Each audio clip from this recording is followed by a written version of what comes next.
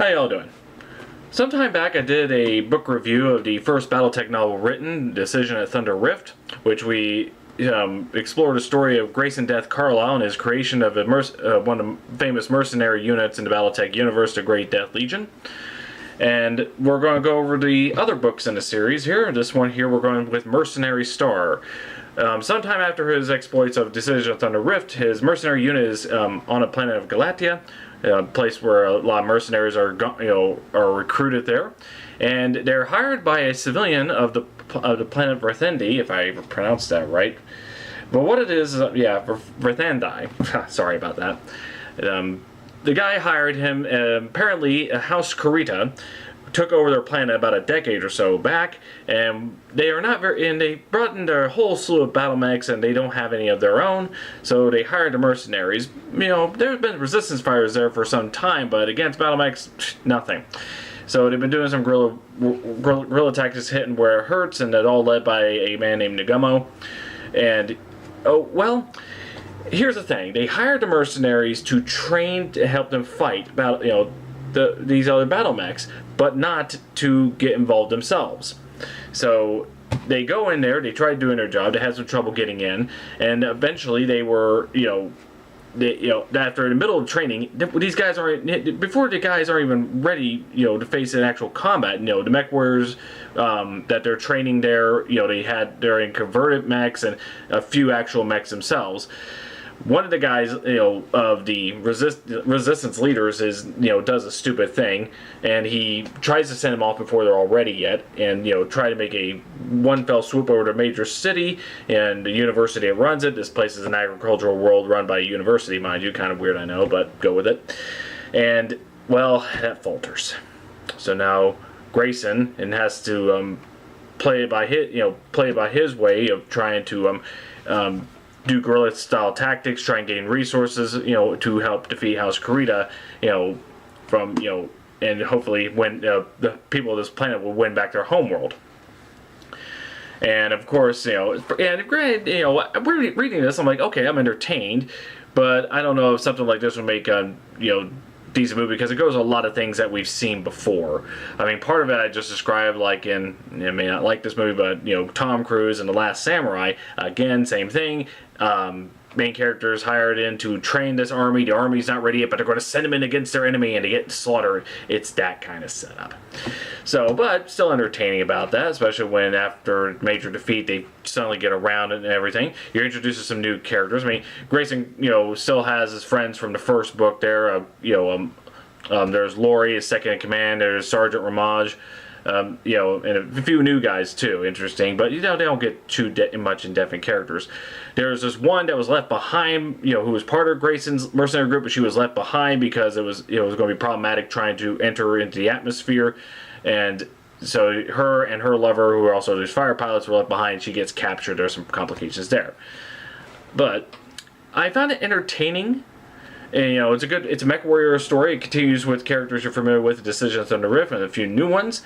Unlike in the first book where it's just all text, this is one of those, and this is kind of common for game books at the time, that's set in books set in the world. And you find this with Shadowrun as well. They put illustrations every so often in this, so you get an idea of what things kind of look like if you're not familiar with it. You get situations like this, and And granted, I don't believe that books necessarily have to have illustrations, but sometimes I don't mind these little plate every few chapters or so, because especially if there's a specific look the writer or creators of such things. In the case of Battletech, which is multiple creators, you got one writer, but you get to make sure that your mind is of the tone and atmosphere of the world that they set forth to you.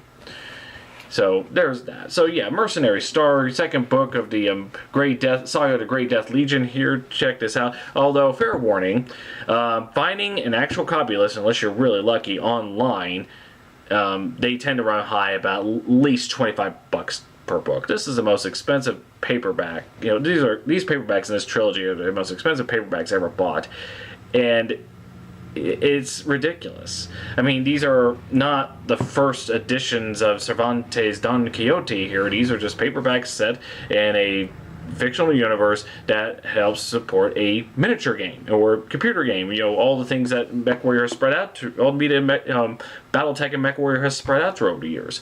But because these particular books are out of print, and unless they put them in print here soon, people are putting high dollar on that.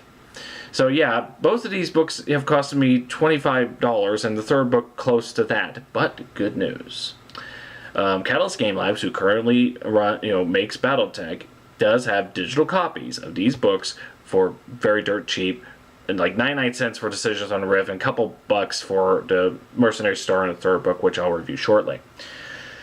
So there you go. So if there's that, if you're into digital copies, I prefer physical copies of books. So that's just me. So I went ahead and I was so curious about this because about how this was, and I was entertained by Decisions on the Rift. Both of these were recommended by the Razorfist, the Rageaholic, because he's a Battletech fan.